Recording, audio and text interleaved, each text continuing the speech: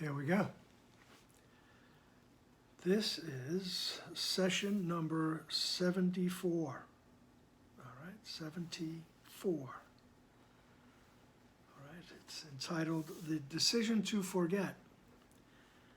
It's in chapter 10, which is entitled The Idols of Sickness. All right, now an idol, remember, is something that we put in place of God. Okay? So what we have basically done is put the ego in place of God. Okay, the ego thought system. All right. So he's going to talk about the decision to forget or dissociate. All right. Unless you first know something, you cannot dissociate it. Knowledge must precede dissociation, so that dissociation is nothing more than a decision to forget. What has been forgotten, then, appears to be fearful, but only because the dissociation is an attack on truth. You are fearful because you have forgotten. And you have replaced your knowledge by an awareness of dreams, because you are afraid of your dissociation, not of what you have dissociated. When what you have dissociated is accepted, it ceases to be fearful. All right?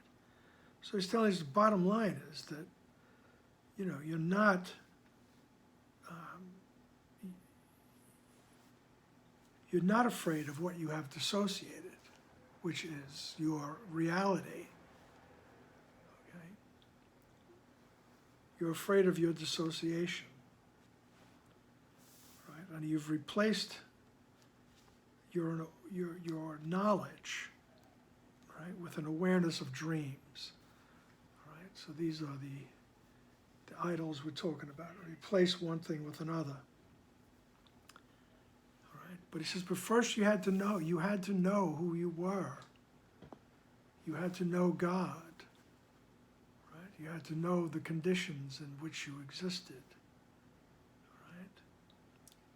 Before you dissociated, before you decided to forget them. Okay? So knowledge must precede dissociation, so that dissociation is nothing more than a decision to forget. So then what has been forgotten appears to be fearful. I don't want to go back to my mind. I don't want to remember.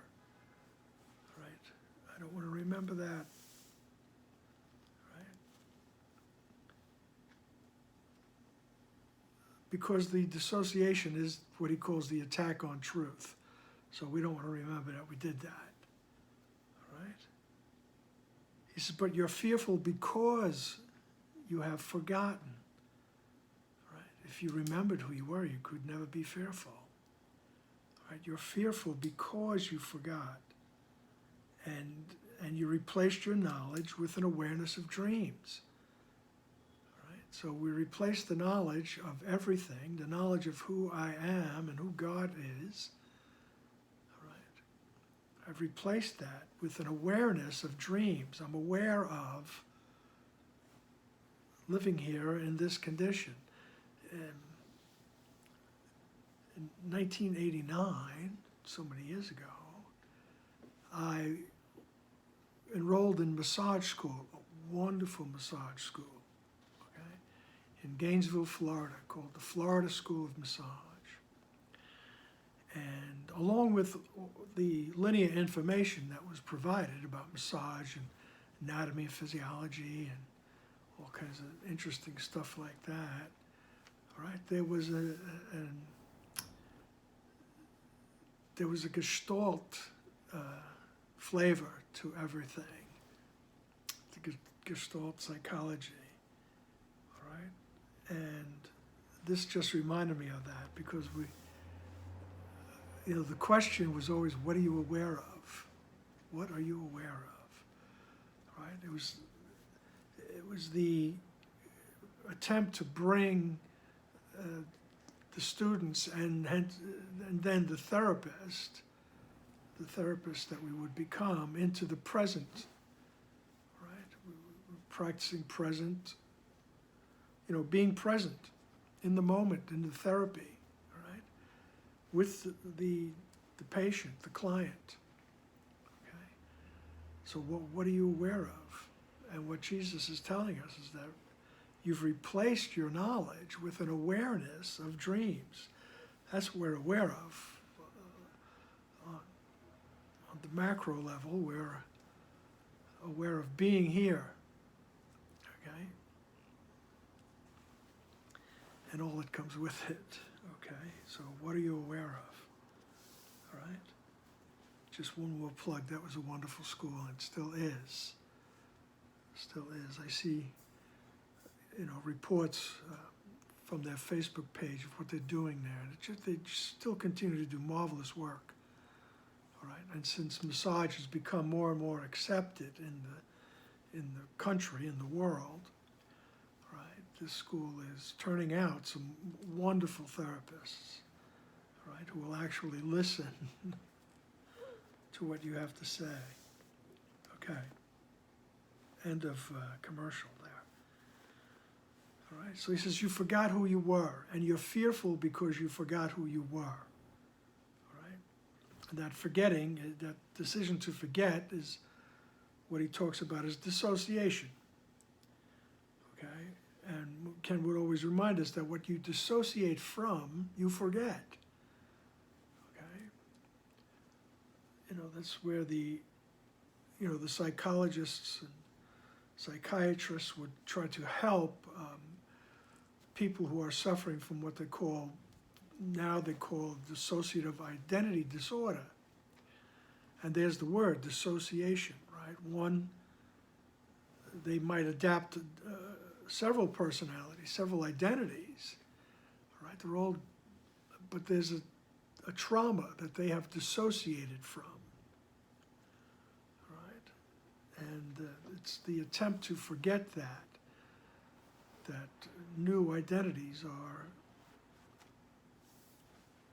made up, so to speak. All right? They come into existence as a form of protection, a coping mechanism. Okay? That's all, it's an extreme form of dissociation, All righty then. He says, and you've replaced your knowledge of who you are by an awareness of dreams, because you're afraid of your dissociation, not of what you have dissociated. Right? You're afraid of the fact that you forgot. You decided to forget. Right? That's what you're afraid of. You think you're going to get punished for it. Okay? And then, so he says, and when what you have dissociated is accepted, it ceases to be fearful. All right? So what I have dissociated is the awareness of who I am, is the knowledge of me, God, and heaven. If you want to put it that way, is the relationship to the all that is, and the original source of all that is. All right? Which is quite possible, and it's quite possible in this lifetime to get in touch with that. All right? There's thousands of people who have reached that awareness, okay, throughout history.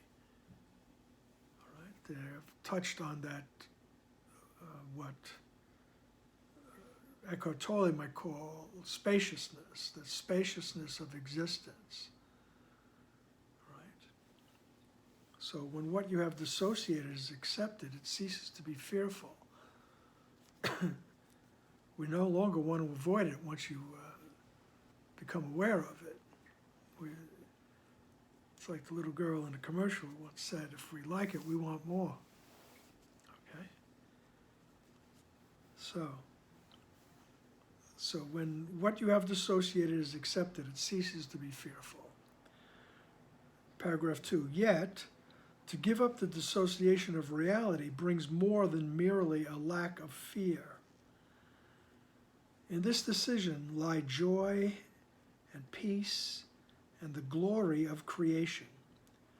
Offer the Holy Spirit only your willingness to remember, for he retains the knowledge of God and of yourself for you, waiting for your acceptance.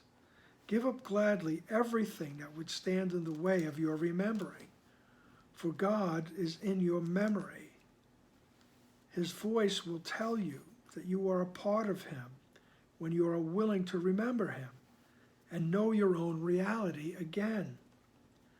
Let nothing in this world delay your remembering of him, for in this remembering is the knowledge of yourself. Okay. It's a beautiful poetic mouthful, okay? But to me, one of the really important words here is willingness. All right? Offer the Holy Spirit only your willingness to remember. All right? Now, I must have said it along with, see things differently, all right, or correctly. You need to be willing to see things correctly, all right? And we can, you can make that an entreaty. I'm willing to see things correctly. But we have to be careful not to just make that like a mantra, just words that roll off in situations that make us feel uncomfortable, all right? To get down to the real nitty-gritty, you really need to focus and notice if you're really willing to see correctly, all right? If you're really willing to remember, all right? And this examination is wonderful, and it's necessary, because there's certain things, I think I'm willing to be peaceful, okay? Then why am I not in a continuous state of peace? Right? There must be something I'm unwilling to let go of. All right? And when Jesus talks about letting go of things, he's not talking about sacrificing, right? Because you'll notice that sacrificing something can lead to resentment, right? Oh, I hate this. I got to give up chocolate. Sooner or while, you're going to break out. Say, hey, I'm going into the chocolate forest for a while. See you in a few days, or however long it takes to get out. But there's that resentment with sacrifice, all right? This is, once again, falling back on that word relinquishment, all right? It's seeing that what I'm trying to hold on to, what I'm trying to retain, what I think is important, what I think I need it's a block to my absolute willingness to remember who I am, to remember my relationship with God. All right? So this is not a criticism. Nobody's pointing fingers at you. It's just an exercise to become aware. All right? Am I willing to remember my true existence? All right? There's a wonderful statement that Jesus makes in the Course. At one point he says, forget this world, all right? Forget this course, and come with wholly empty hands unto your God. And to me, that's a beautiful description of willingness. All right? And you might notice, and be very gentle with yourself, that the willingness comes after you've tried everything else. Right? I forget the quote. I think it was Churchill that said it, that about Americans. Will do the right thing after everything else has failed, something like that, you know. But that's what we do, you know. I get myself, I kid myself. I'm willing to be peaceful. I'm willing to see the innocence. All right, I'm willing to remember who I am. All right, but there's something I'm holding on to. And that's okay, because the idea is to notice it. Excuse me. What we're trying to do with the Course, what Jesus is trying to do is to get us to remove the blocks to remembering who you are. All right? He says it's not a Course about love. All right? This is a Course about removing the blocks to the awareness of love's presence. All right? There's some more poetic way of saying what he's saying right here. All right? And once again, Jesus keeps repeating himself. All right? And sooner or later, we hear what he's saying. Okay? So let nothing in this world delay your remembering of him. For in this remembering is the knowledge of yourself. All right? So that's a wonderful concept, that willingness, okay? Because, Jesus says in the beginning to Helen, it just takes a little willingness, All right. But later on in the text, he says to her, to stay on the Course, it takes great willingness, right? That vigilance, to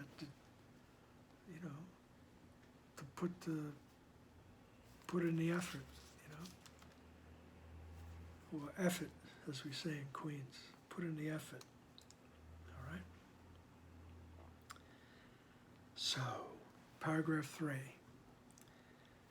To remember is merely to restore your mind, or restore to your mind what is already there.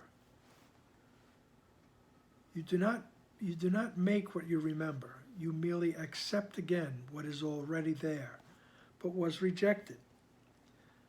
The ability to accept truth in this world is the perceptual counterpart of creating in the kingdom.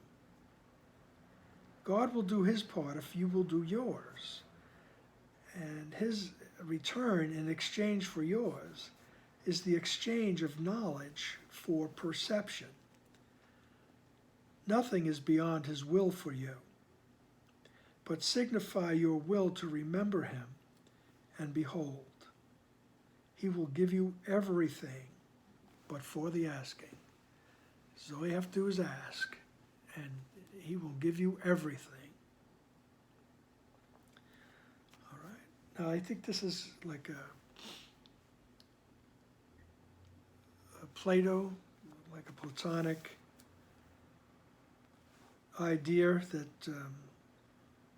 remembering, it was like learning for Plato was just remembering what is already there.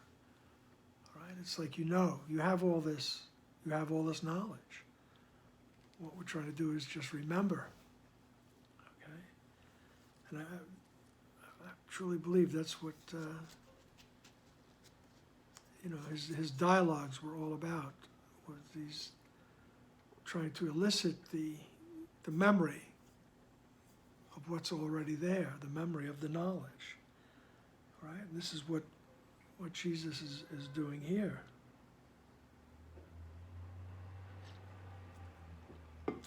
All righty then.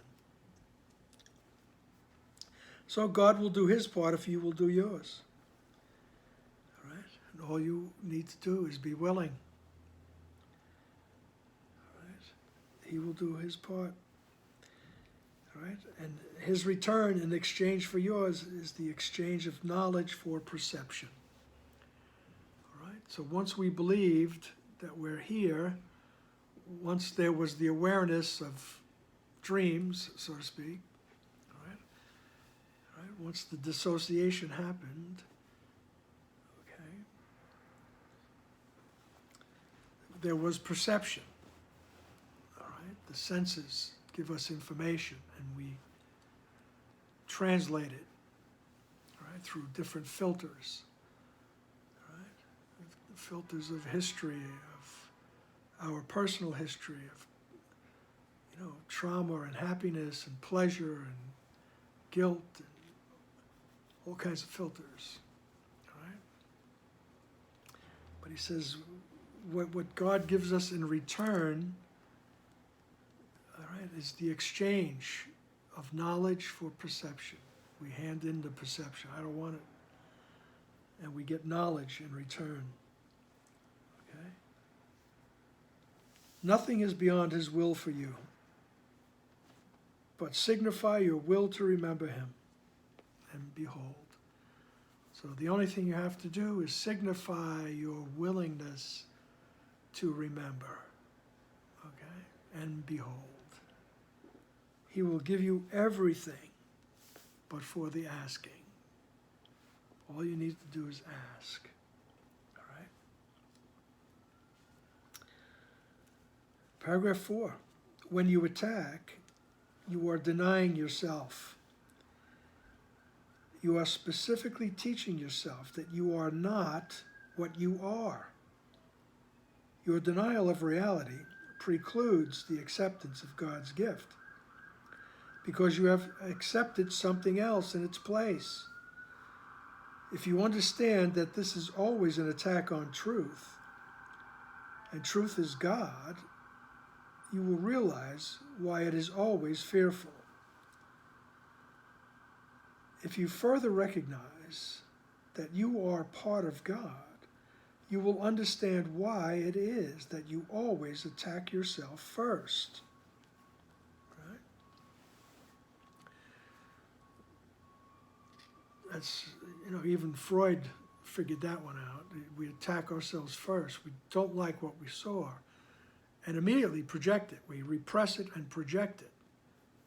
All right? That was like the original action. All right? We attacked who we really are, he says, because you're a part of God. So turning your back on that and thinking you could be an individual instead of part of the oneness, part of the abstract reality, the spaciousness, all right, heaven, whatever word you want to use to describe it.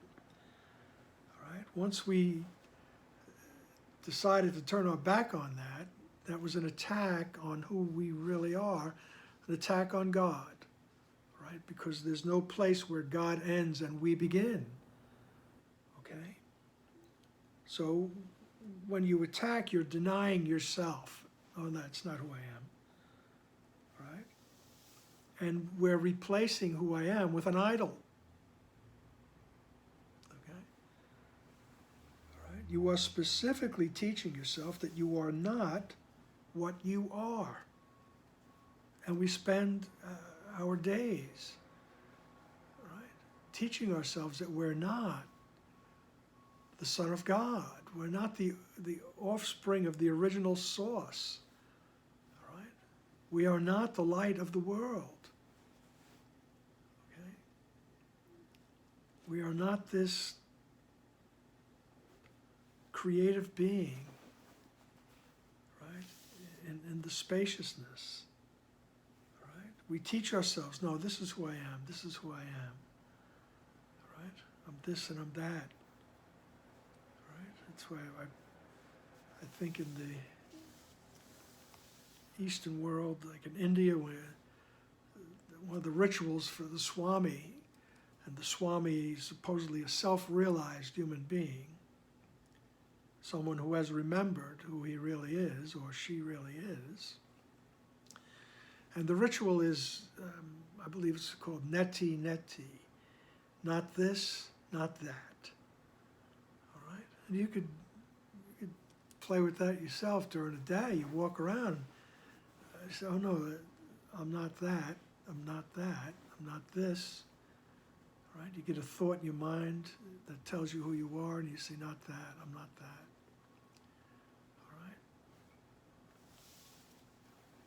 All right? Okay. Little metaphysical games. So when you attack yourself, you're denying yourself. You're specifically teaching yourself that you are not what you are. Your denial of reality precludes the acceptance of God's gift because you have accepted something else in its place. I mean, God's gift is everything. All right? It's ineffable. We really can't describe it in words. All right? It's totality. It's the fullness. All right? It's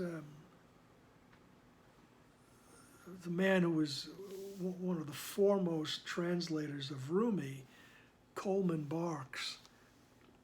He describes, spiritual experiences even as a little child. And he would say he would roll on the floor and he'd say, "Mama, I got that full feeling again." All right? And it's the fullness, that expansiveness, that's almost too much. It is too much for the body to contain. All right?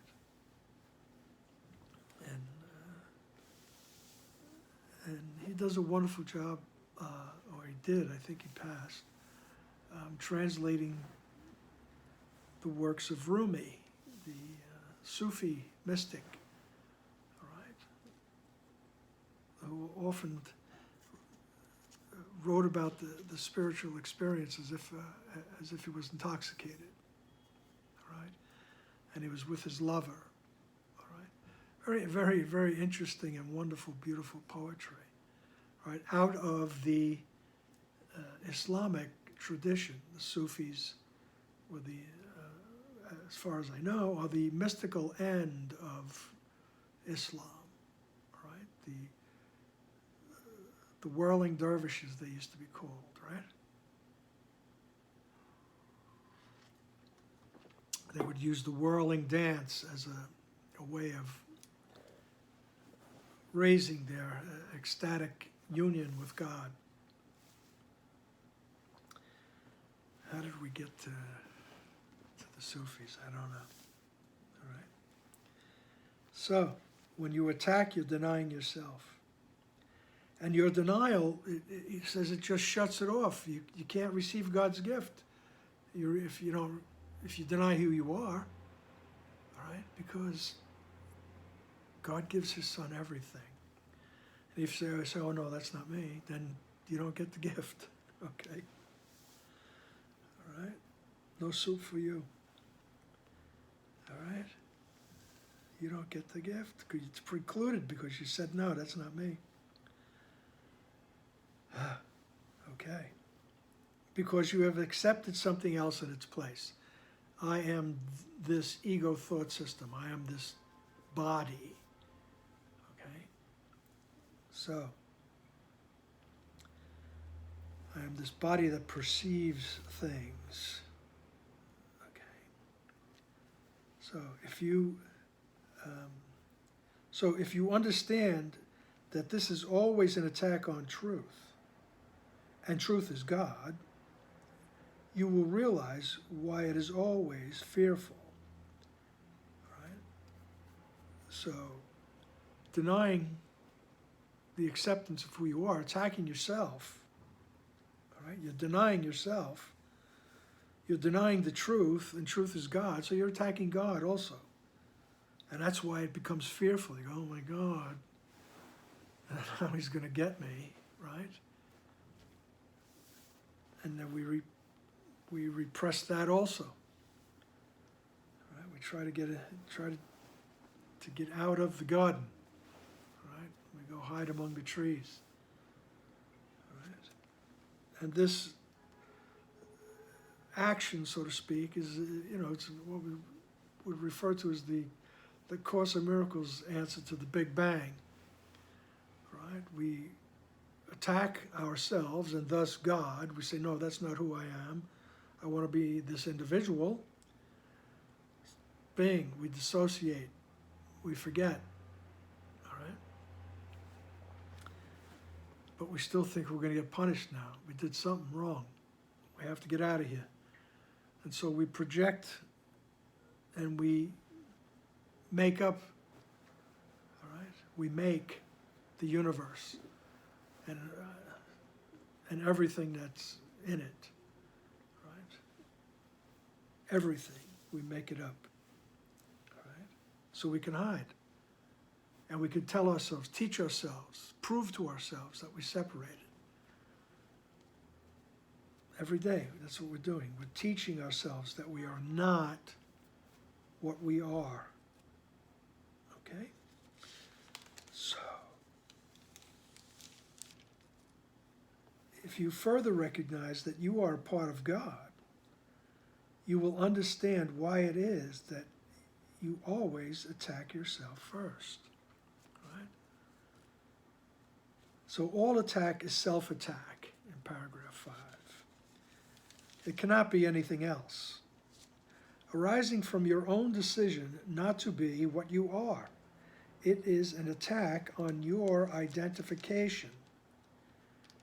Attack is thus the way in which your identification is lost. Because when you attack, you must have forgotten who you are. And if your reality is God's, when you attack, you are not remembering Him. This is not because He's gone, but because you are actively choosing not to remember Him. All right? So,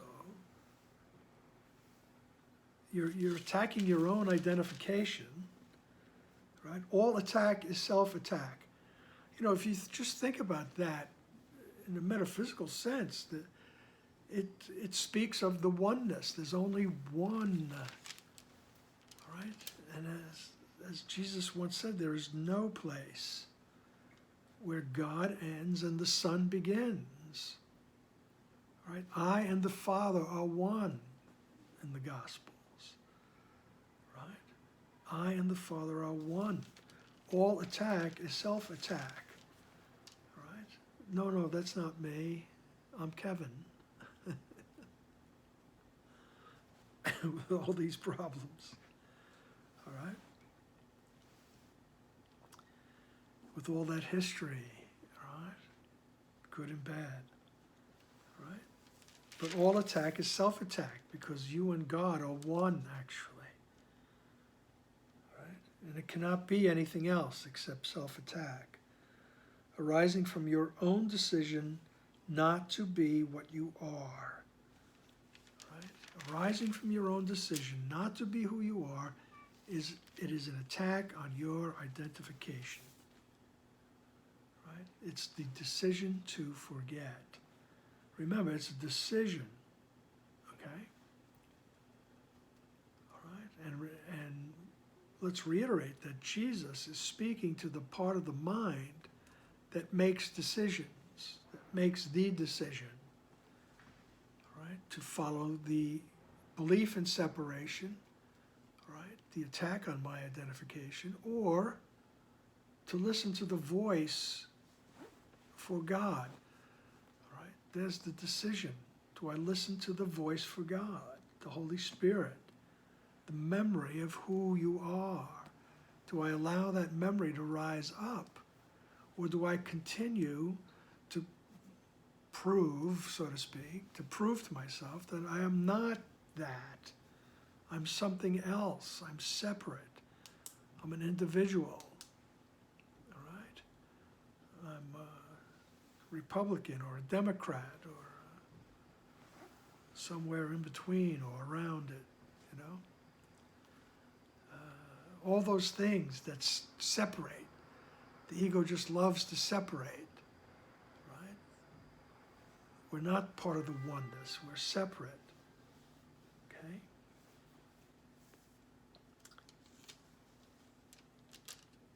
So your identification is lost And because you attack, you've forgotten what you are. All right? And Jesus used that word what. You have forgotten what you are. You are a creation of God. You are an extension of God. All right? And you forgot. That's all. It's no big sin, okay? You don't have to spend any time in purgatory. This is it, bro. All right? So, and if your reality is God's, when you attack, you are not remembering Him. And here I have a little note in the book. It says the atonement principle, which is put in words like this. This is not because He is gone. Right? You're not remembering God. And it's not because God is gone. God is always there. Right? But because you are actively choosing not to remember Him. Right? It's just another way of saying you are at home in God, dreaming of exile. Your other life continues, as Jesus says. All right? And just hearing that and becoming convinced that that's the truth is, it's happy making, as they say, right? It lightens things up until you really accept the entire truth, right? That this is what I am. I am willing to remember what I am, right? Instead of holding on to the storyline, as Pema Chodron would say. This is who I am, right? All those thoughts, that history of, what I went through as a child, and what I went through in this stage of my life, and these thoughts that keep telling us who we are,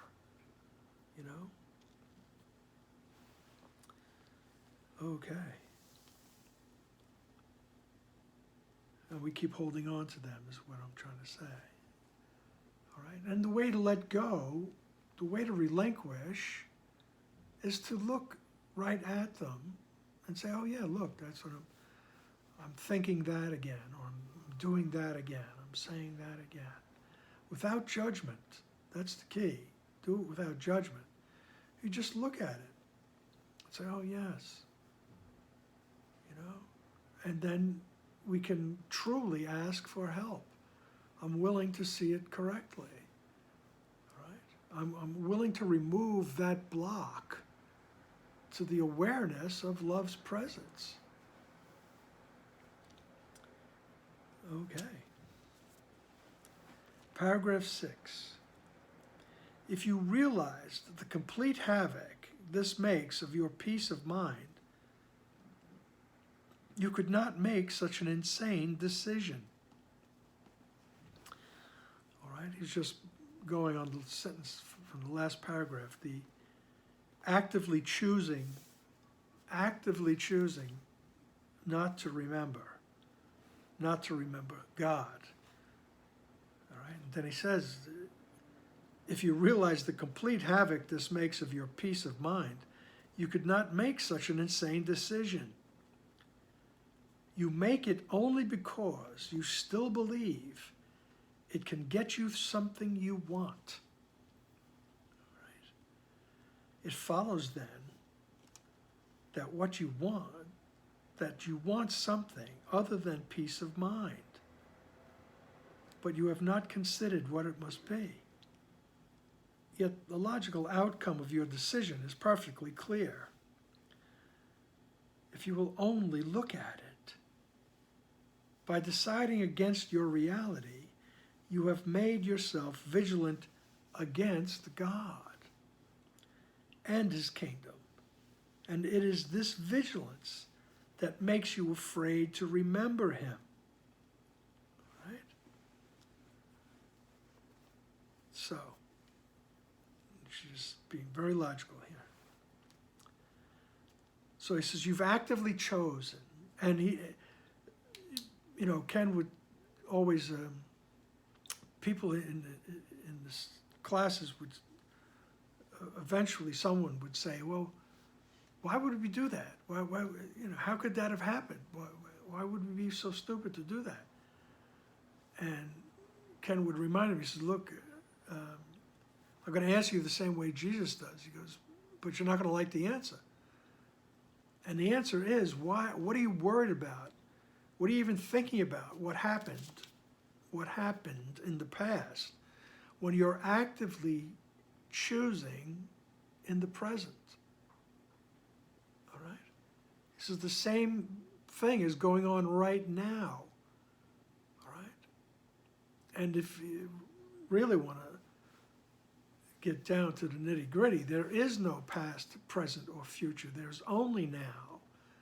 And right now, we are actively deciding to forget who we are. And it is creating havoc. All right? It creates havoc for our peace of mind. All right? It just blows up the peace of mind. Because I'm actively deciding to forget, right, that I exist in this wonderful measure of peace and abundance and happiness. All right? He says, you're actively choosing because you think you can get something that you want. And I think the basic thing we want is identity, individuality, be recognized. All right? Recognize me. All right? And, God just hums along, creating love, creating oneness, right? Not thinking about separation, just creating the oneness. And there I am going, maybe I could be an individual. Hey, over here, recognize me. And I'm not recognized. And in true Aries fashion, I become enraged. Right? I say, okay, I get it done myself. Watch. All right? And I dissociate.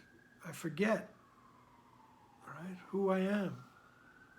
And I have my first special relationship with the ego thought system. The ego will get me what I want. All right? It will get me my individuality, my identity. All right? I won't be abstract anymore. All right? And he says, and you make this insane decision because you believe it's going to get you something you want. It follows then that you want something other than peace of mind. All right? What else would you want? But you have not considered what it must be. Yet the logical outcome of your decision is perfectly clear. And what's perfectly clear is that the logical outcome is chaos. All right? I've decided that I am not the Son of God. I am not the offspring. I do not exist in the mind of God. And he says the logical outcome is chaos. If you will only look at it, oh no, my life is good. Everything's good, He says, if you only look at it, you'll see the chaos. All right? You'll just see the chaos. I mean, we're doing this. This is, if anybody sees this henceforth, this is in the year 2020. All right? Somebody, if it's years later, who knows? Even if it's not, just look at the chaos in the year 2020, okay? All right, and this is only the beginning of the year. All right, we just began March for anyone, just for posterity's sake, all right? And the obvious outcome of our decision is chaos, all right? So, the logical outcome is chaos. By deciding against your reality, you have made yourself vigilant against God and his kingdom. All right, so now I make myself vigilant. I won't go to the right mind. to remember who I am because I'm so insistent on this. This will give me what I want, right? That individuality, that identity, that recognition, and all those things, right? So you become vigilant against God, almost to the point where you're afraid to go. God's going to obliterate you. All right? And it says, and it is this vigilant that makes you afraid to remember him. Right? So, just in order to defend my decision, right, to align myself with the ego thought system, the thought system of separation, and, just to defend that decision of becoming an individual, right? I'm vigilant against God. All right? Makes me afraid of God because I know once I remember God, the ego, the individuality, and all this nonsense it's just gone. It disappears. It's obliterated. Right? So we become afraid of going to the right mind. Ken would always say, and I've said it quite a few times, nobody goes poof. Right? There's no spontaneous combustion here. Right? Nobody goes poof. This is a process. Right? And the pace is up to us. Right? And just to, I guess, bring it back, it depends on our willingness. Right? It depends on our willingness to remember who we are. At one point, Jesus says, the Holy Spirit's voice is as loud as your willingness to hear it. He uses the word desire, but we can plug in, I will plug in willingness. All right? So that memory of who you are depends on your willingness to let it rise up in your mind. Right? You don't need to go like, oh, I forgot who I was. Where did I leave myself? It's not in some cluttered garage or basement or something. You don't have to go rummaging through things to remember who you are. Right? We just have to be willing to let the memory rise up in our mind, in our awareness. All right? And that includes, that process includes noticing what I think is important, what's keeping me here, what is it that I still want, right? And don't knock yourself over the head for wanting something, just notice, oh, I think that's very important. And then you can ask with sincerity, the willingness, the sincere willingness, help me to see this clearly, help me to see this correctly. I'm probably going to say that. I was thinking the other day, in a back and forth with a friend in Arizona, about seeing things correctly. And I'll probably, before we're done with the course, reading the course, I'll probably say that several thousand times, okay? But remember, not to just use it as a mantra. It's to check yourself. Am I sincere? Do I really want to see? All right? Because Jesus said in that famous question, do you really want to see what you denied? Because it is the truth. So do you really want to see the truth? Do you really want to see what you denied? All right? And be very easy on yourself. All right? The ego would love for you to just kick yourself in the butt, saying, I've been studying this course for so many years and I'm still reluctant, whatever. I'm still this, that, and the other thing. Stop. Basta. All right? As Ken would also say. Enough. All right? The self-judgment, the criticism is an ego device also. It proves that you're a failure. Proves that you're not who you are. All right? So let's bring ourselves back to the willingness, all right? The willingness to see what I decided and to know that I'm decided, actively deciding every moment, okay? All righty then, we will continue with the next session next time, all right? So just observe yourselves. Be very gentle with yourselves, all right? Jesus and the Holy Spirit are very gentle with you. They do not make you do penance, all right? You don't have to suffer at all right? You just have to be willing to remember and relinquish things. All righty, that's enough for me, and I'll talk to you later. Bye.